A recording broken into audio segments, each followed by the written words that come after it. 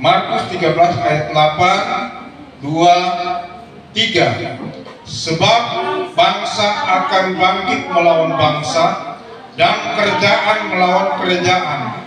Akan terjadi gempa bumi di berbagai tempat dan akan ada kelaparan.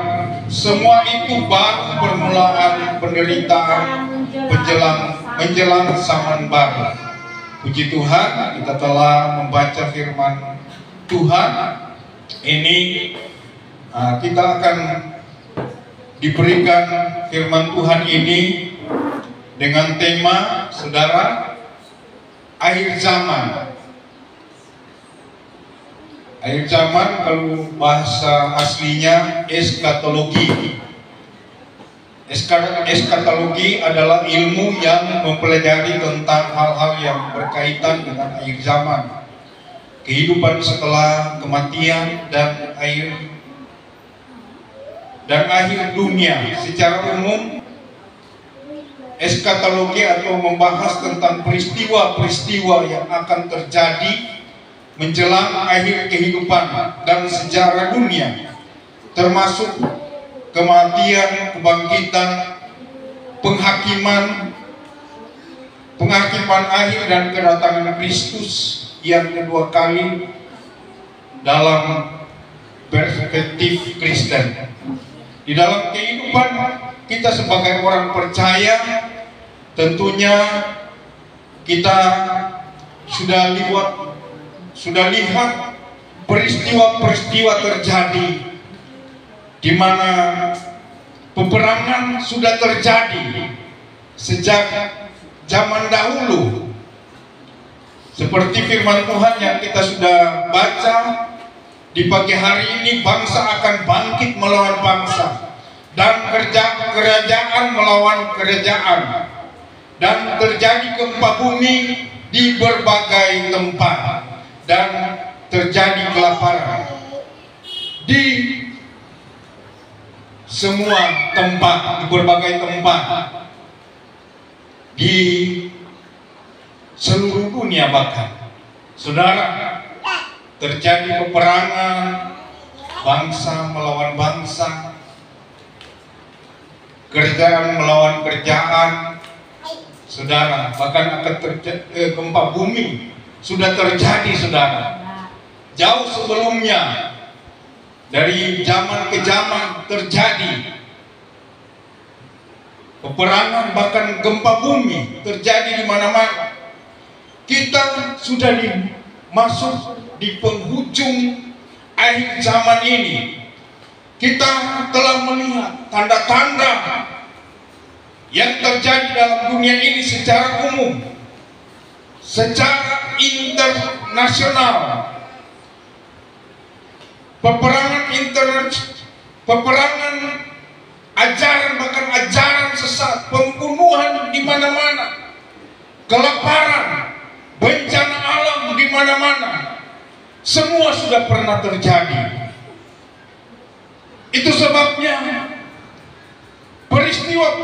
peristiwa ini menjadi tanda-tanda kedatangan Tuhan yang kedua kalinya akan terjadi di seluruh dunia secara bersamaan. Tetapi firman Tuhan dalam Markus 13 ayat 10, tetapi Injil harus diberitakan dahulu kepada semua bangsa. Saudara, akan terjadi secara bersamaan ketika kedatangan Tuhan Yesus datang pada kali yang kedua. Akan terjadi di seluruh dunia secara bersamaan, tetapi Injil harus diberitakan dahulu kepada semua bangsa atau kepada seluruh dunia. Di dalam Matius 24 ayat 14 berkata, dan Injil kerajaan ini akan diberitakan di seluruh dunia menjadi kesaksian bagi semua bangsa. Sesudah itu barulah tiba kesudahannya. Jadi Injil kerajaan ini akan diberitakan. Injil Kristus yang diberitakan, yang dikabarkan di seluruh dunia. Saudara, sesudah itu baru tiba kesudahannya akan terjadi secara bersamaan.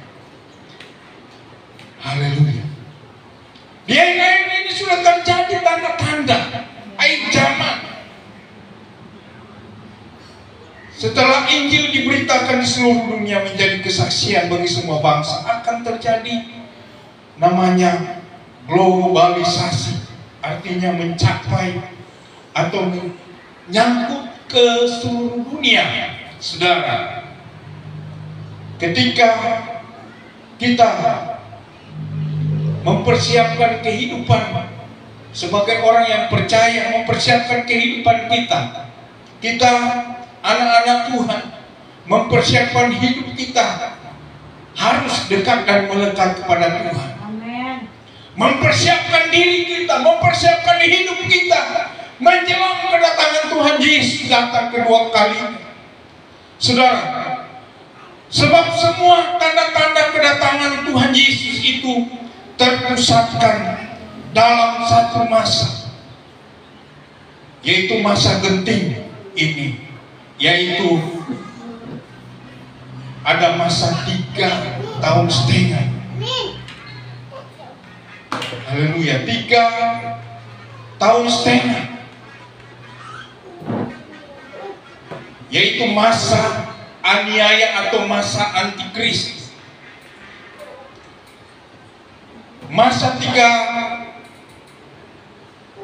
tahun ini dikuasai oleh antikristus. Mereka akan melakukan satu pemerintahan dunia. Jadi di seluruh dunia akan menjadi satu pemerintahan atau menjadi satu presiden yang memegang kendali, saudara. Itu sebabnya kita sudah berada di tanda-tanda ini, saudara. Karena Injil belum diberitakan di seluruh dunia. Injil sementara dilakukan, saudara, disebarkan melalui pemberitaan dari hamba-hamba Tuhan, dari penginjil-penginjil, bahkan di media sosial, saudara. Itu sebabnya kita sebagai orang Kristen, sebagai pengikut Kristus, pengikut sejati Kristus, untuk mempersiapkan kehidupan ini. Dan tanda-tanda ini mereka sudah eksperimen, saudara. Mereka akan menguasai pemerintah. Pertama pemerintah, yaitu presiden dan para menteri, pejabat-pejabatnya, bahkan sampai gubernur, wali kota, bupati, sampai tingkat para RT, saudara, akan menguasai pemerintah, agama, bahkan ekonomi. Dan ini, eksperimen ini sudah terjadi ketika zaman COVID-19. Saudara, bukti nyata, saudara, kita tidak boleh kumpul-kumpul, tidak boleh beribadah, saudara. Bahkan tidak boleh belanja kalau tidak ada surat vaksin. Bahkan menjadi bukti, saudara, ketika orang bekerja di perusahaan mesti ada tanda itu atau surat, saudara. Kalau tidak, mereka tidak akan lagi bekerja. Kita sebagai anak-anak Tuhan mesti paham ini. Tanda-tanda ini terjadi, saudara. Bukti nyata waktu C19, saudara, tidak boleh pergi ke supermarket berbelanja, saudara.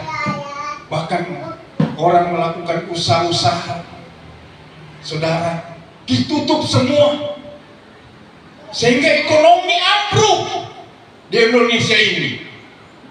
Itulah, bahkan waktu terjadi C19 itu mereka kuasai siapa? Presiden pertama, pemerintah, bahkan seluruh pejabat-pejabat, para menteri, supaya untuk menyebarkan luas apa? Isu kesehatan untuk menakutkan rakyat Indonesia. Sebenarnya ayat ini saya akan berikan waktu diminta oleh grup bincang-bincang DPR, admin bilang, tetapi tidak jadi mungkin karena waktu, ada seminar, tetapi saya boleh diberikan Tuhan untuk bawakan firman Tuhan hari ini mengenai ancaman. Itu sebabnya, saudara, itu tanda-tanda mereka kuasai kan pemerintah, bahkan semua agama, tokoh-tokoh agama, semua, bahkan ekonomi hancur karena C19, rekayasa. Kenapa, saudara? Mereka harus memaksa, bahkan banyak yang memaksa, memakai polisi, tentara, memakai pemerintah, para camat, para RT. Itu sebabnya saya akan bukakan supaya ini sudah terjadi juga. Mereka akan uji coba vaksin Bill Gates, tetapi itu digagalkan oleh tim DPR, saudara, Dharma Pembela Rakyat, bahkan semua dokter-dokter yang, bahkan seluruh fakultas kedokteran, saudara, bersama-sama untuk menggagalkan hal ini. Itu sebabnya kita harus tetap dekat dengan Tuhan. Tanda-tanda kedatangan Tuhan Yesus semakin dekat. Tuhan Yesus akan mempersingkat, dan kita orang yang akan tinggal di dalam masa 3,5 tahun, dia akan mengalami orang-orang yang menolak Yesus, orang-orang yang mengikuti sistem dunia, saudara, dan menolak Tuhan Yesus. Mereka akan masuk di 3,5 tahun, masa antikris, masa aniaya, saudara. Ini firman Tuhan. Kita harus percaya kepada Tuhan Yesus, karena kita sudah berada di tanda-tanda ini, saudara, di penghujung air sana. Itu sebabnya, saudara, di dalam Wahyu 13 ayat 16 sampai 18, kita boleh baca Wahyu 13 ayat 16 sampai 18. Wahyu 13 ayat 16 sampai 18. Dan ia menyebabkan sehingga kepada semua orang, kecil atau besar, kaya atau miskin, merdeka atau hamba, diberi tanda pada tangan kanannya atau pada dahinya, dan tidak seorang pun yang dapat membeli atau menjual selain daripada mereka yang memakai tanda itu, yaitu nama binatang itu atau bilangan namanya. Ayat 18, yang penting di sini ialah hikmat. Barang siapa yang bijaksana, baiklah ia menghitung bilangan binatang itu, karena bilangan itu adalah bilangan seorang manusia, dan bilangannya ialah 666. Ini tanda antikris, saudara. Jadi Orang yang menolak Kristus, tidak percaya Tuhan Yesus Kristus sebagai Tuhan dan Allah, dia akan masuk di masa ini. Orang yang setengah-setengah akan masuk. Jadi tetapi kita yang percaya, jangan takut. Kita akan diangkat oleh Tuhan. Amen. Namanya apa? Raptur. Kita diangkat oleh Tuhan. Amin. Kita sebagai anak-anak Tuhan, kita akan diangkat, saudara. Ada zaman pengangkatan, saudara, sebelum antikristus. Jadi orang-orang yang percaya kepada Tuhan Yesus, yang tidak mengikuti sistem dunia atau sistem global, saudara, yang sedang viral sampai hari ini, saudara, itu sistem global, sistem dunia yang mereka akan canangkan terus targetnya.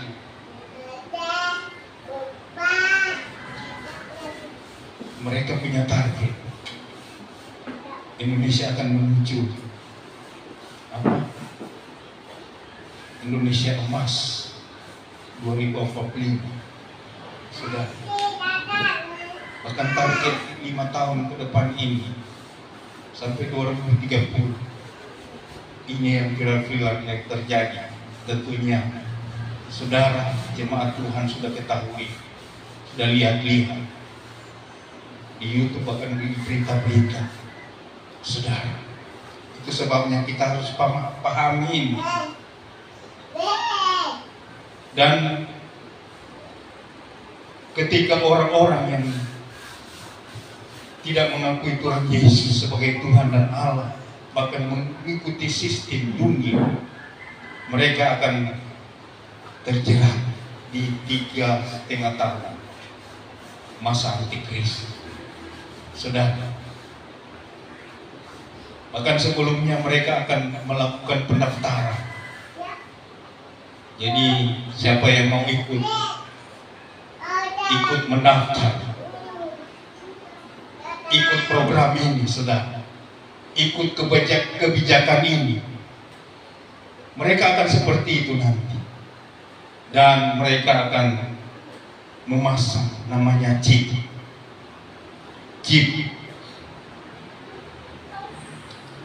Haleluya. Di sini saya ada di pengertian yang ada seorang ateis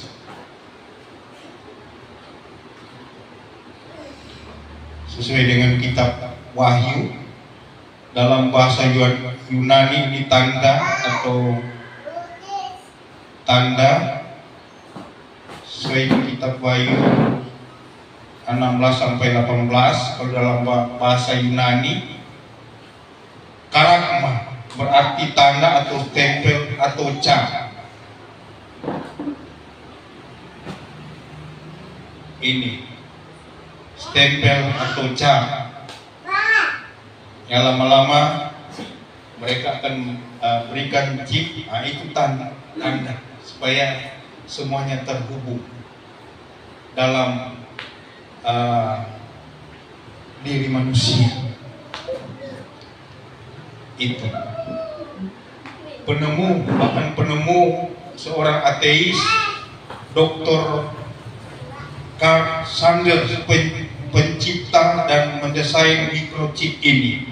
Saudara, beliau adalah seorang insinyur elektronik, sudah berpengalaman 32 tahun dan mendesain microchip. Mula-mula tujuannya adalah untuk kemanusiaan. Di dalam microchip yang sebesar biji beras dapat mengakses data-data sebanyak-banyaknya.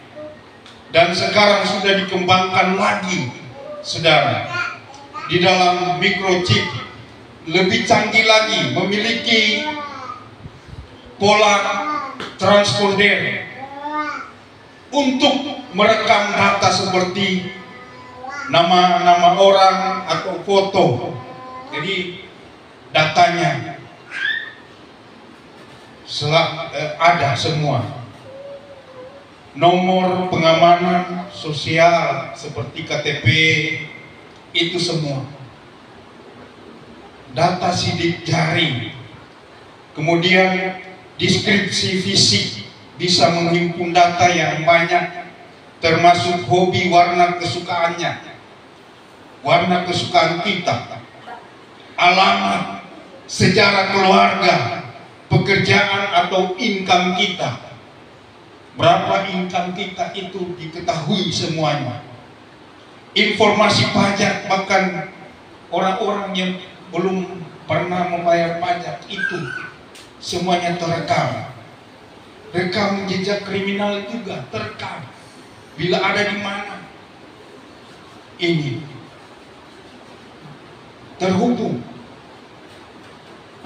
Alat ini tahu, saudara, apalagi sudah dipakai. Tetapi Dr. Carsander ini adalah seorang ateis. Gara-gara dia bikin microchip tanpa sengaja, ia membaca Alkitab, saudara. Di dalam kitab Wahyu, seperti yang kita sudah baca tadi, saudara, dalam Wahyu 13 ayat 15 sampai 18. Ketika Dr. Carsander ini dia membaca, dia seorang ateis, dia terkejut karena apa yang dia ciptakan, saudara, ada di Alkitab. Ia terkejut, ada bilangan 66, dan ia menyesal dan bertobat, saudara. Ketika dia membaca kitab Wahyu di 13 ayat 15 sampai 18 seperti yang kita sudah baca di ayat ini, saudara, membuat dia bertobat, saudara. Dia memberi hidupnya untuk Tuhan Yesus Kristus. Dia menyesal, dia sudah tersebar microchip ini yang dia ciptakan sebesar biji beras. Dan sudah ada yang orang ateis sudah pasang, saudara. Gara-gara dia menciptakan ini, saudara, orang ateis sudah pasang dan semuanya data masuk.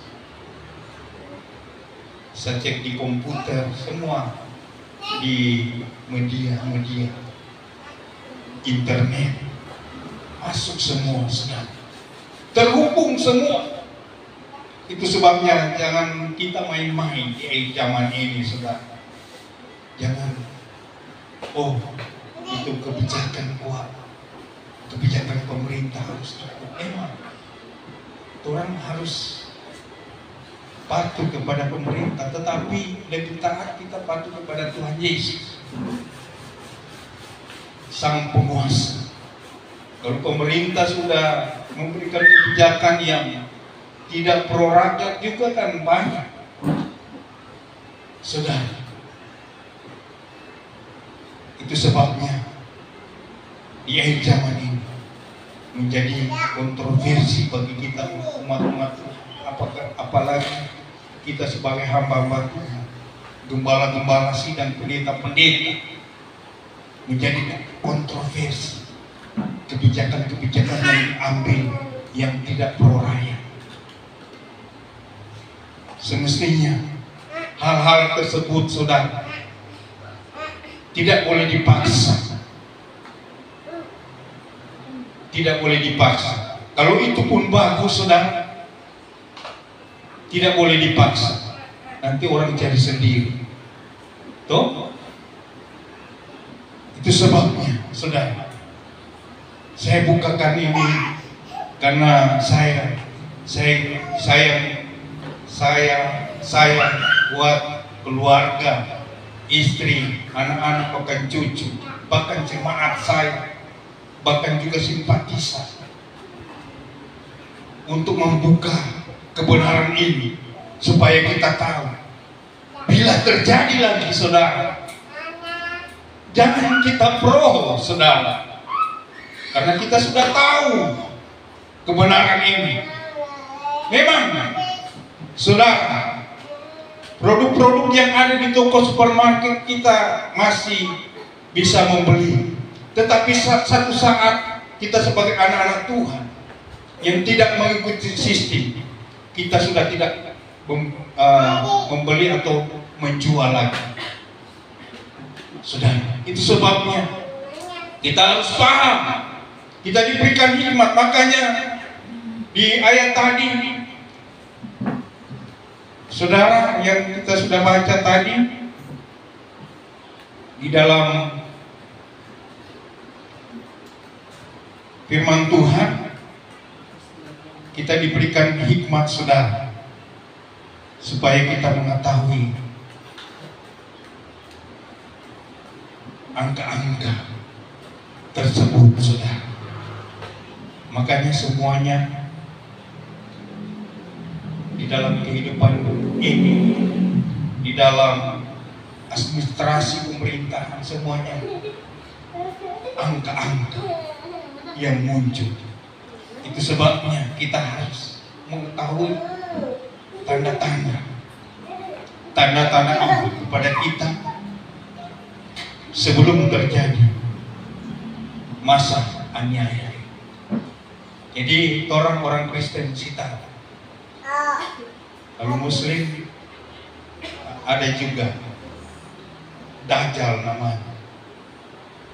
Jadi kalau kita Kristen, masa antikris 3 tahun setengah, dia akan kuasai. Seperti yang saya sudah katakan, pemerintah, agama, ekonomi. Jadi semua agama, toko-toko agama dia kuasai. Harus ikut sistem mereka. Namanya sistem globalisasi. Seperti itu isu kesehatan yang membawa ketakutan. Sampai saat ini mereka akan juga adakan di Jakarta sana, mereka sudah uji coba. Sudah ada melakukan uji coba. Tetapi tim di sana menggagalkan juga. Supaya Prabowo jangan harus keluar dari WHO. Masa Donald Trump, presiden Amerika, bisa keluar? Bill Gates tidak apa-apa di sana. Dia punya vaksin. Dia mau coba-coba masukkan vaksin TBC di bahkan vaksin-vaksin yang lain. Bill Gates, tetapi presiden dan menteri kesehatan tolak, saudara. Tolak. Bahkan di sana, di Amerika, di negaranya sendiri ditolak. Dia datang di Indonesia, Presiden Prabowo terima untuk mengajakkan uji sebagai kelinci percobaan vaksin TBC. Karena itu saya yakin percaya itu rekayasa. Iblis bekerja untuk kasih takut-takut masyarakat. Saudara, kalau kita sudah tahu, yang kita terima, saudara, jangan kedua kali lagi kita terima. Seperti C19. Tuh, mereka akan menuju ke sana semua. Jadi kita sebagai anak-anak Tuhan yang percaya kepada Tuhan Yesus harus betul-betul iman yang kuat. Jangan kita berbicara iman di gereja, tetapi apabila datang kebijakan-kebijakan, kita beriman dengan kebijakan yang tidak pro masyarakat. Itu sebabnya saya angkat ini, saudara, untuk membuka, mencelikkan mata rohani kita agar terbuka lebar-lebar, saudara. Bahkan mereka akan masuk juga ke sekolah-sekolah seperti C19 lalu, saudara. Bahkan sudah ada viral untuk mereka mengadakan vaksin TBC. Jadi untuk anak-anak, cucu-cucu, kita sudah tahu ini, jangan sampai anak yang bersekolah sebaiknya dia pulang ke rumah. Bila ada terjadi itu, pulang.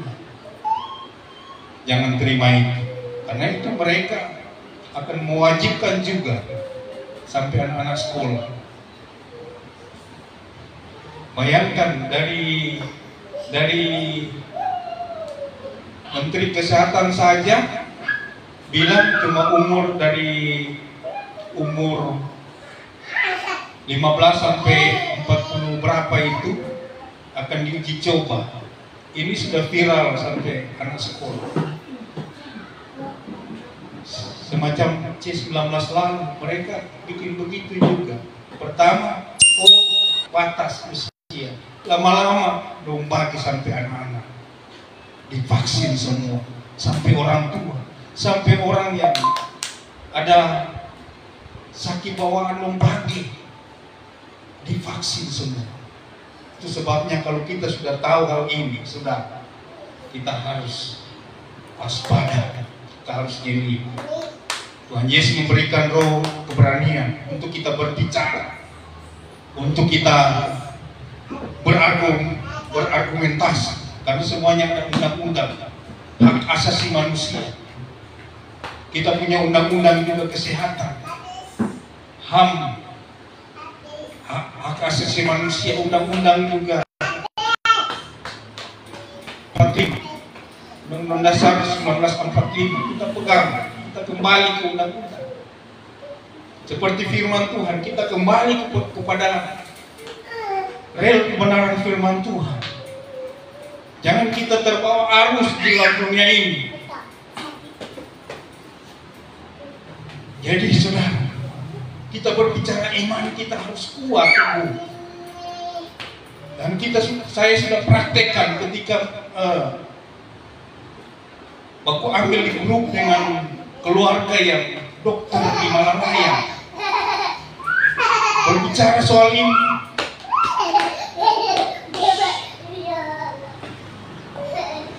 Saudara,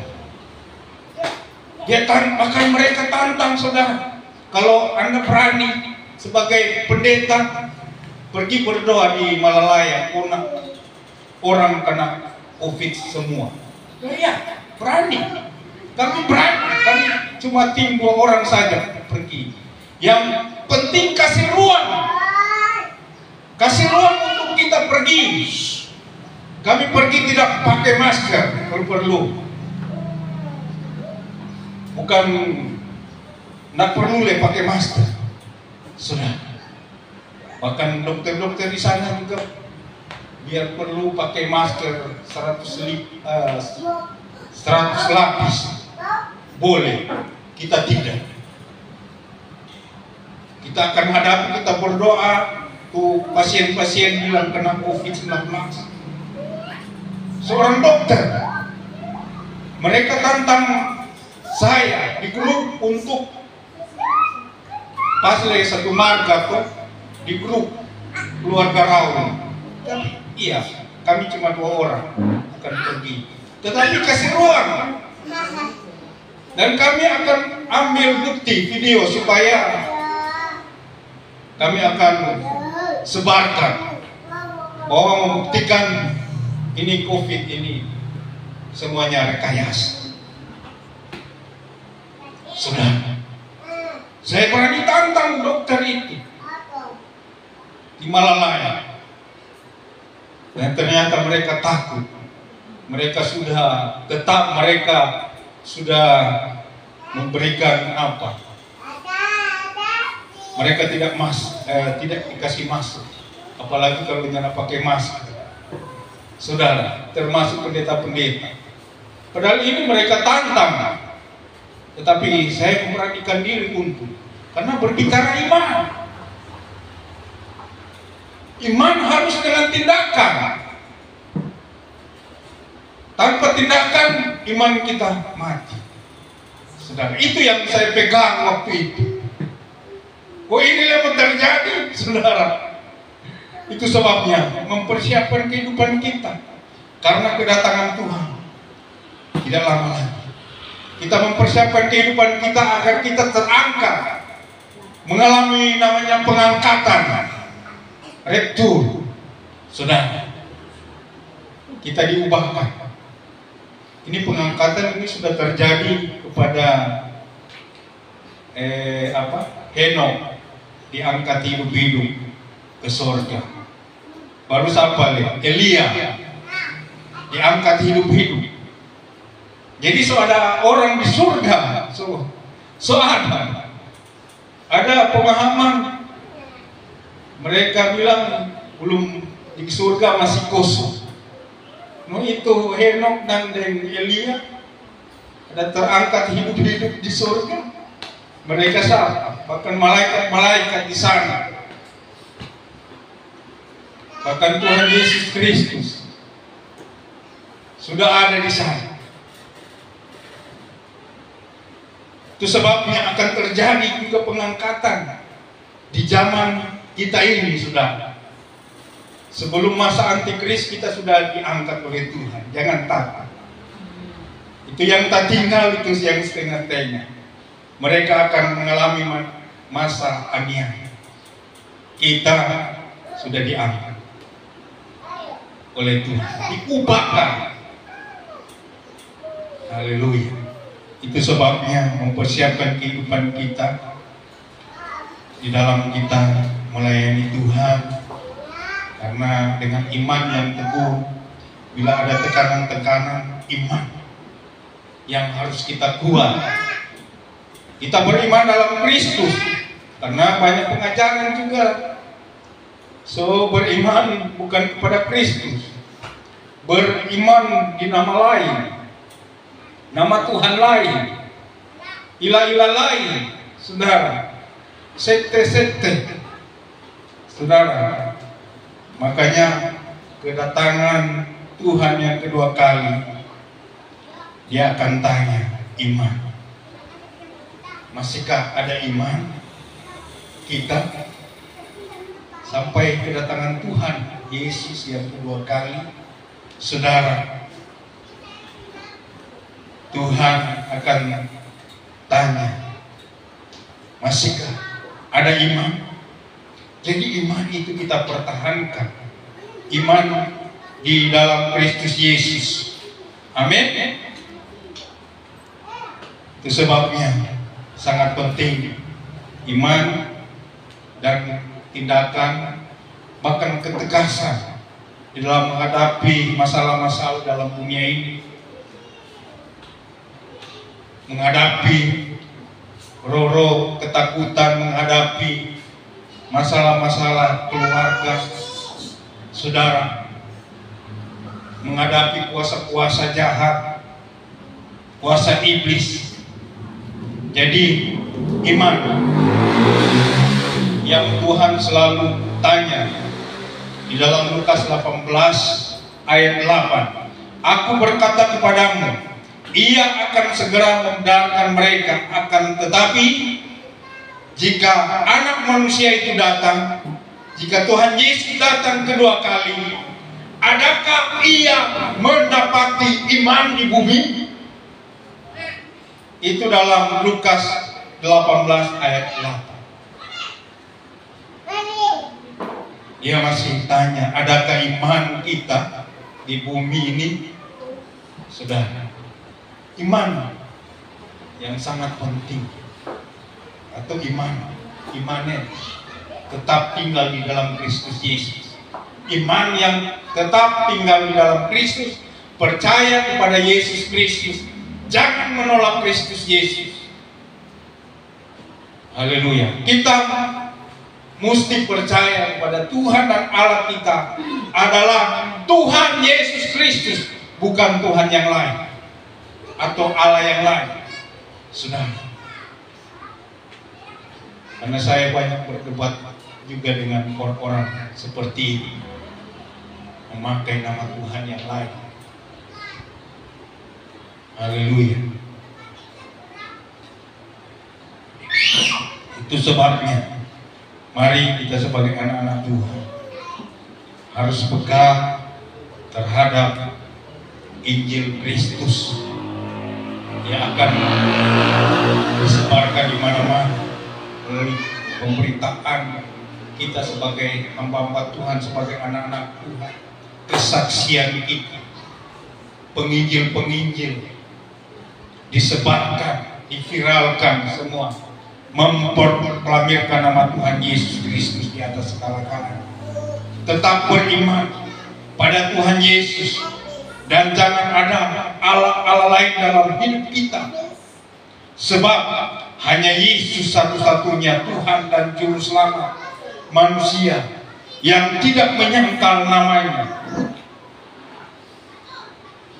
Haleluya. Itu sebabnya dalam Matius 28 ayat 20 berkata, dan ajarlah mereka melakukan segala sesuatu yang telah kuperintahkan kepadamu, dan ketahuilah aku menyertai kamu senantiasa sampai kepada akhir zaman.